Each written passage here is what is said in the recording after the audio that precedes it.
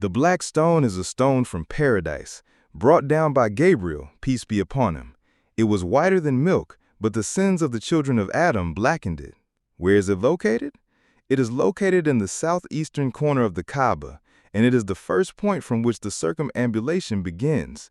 The Prophet, peace and blessings be upon him, said, "The black stone is from paradise," narrated by Al-Tirmizi.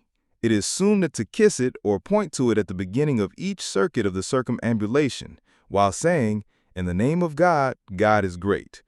There are two places considered among the greatest places in the Kaaba. One of them is kissed by people, and the other is touched but not kissed. Unfortunately, many pilgrims confuse them.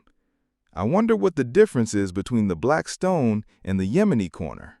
Follow me in this video and I'll explain everything simply. The Yemeni Corner is the corner directly before the black stone, meaning the southwest corner of the Kaaba.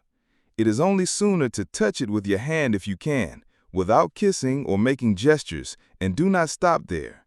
When the Prophet, peace and blessings be upon him, passed by the Yemeni Corner, he would touch it with his hand, and he would not say Allahu Akbar or point at it. Common mistake.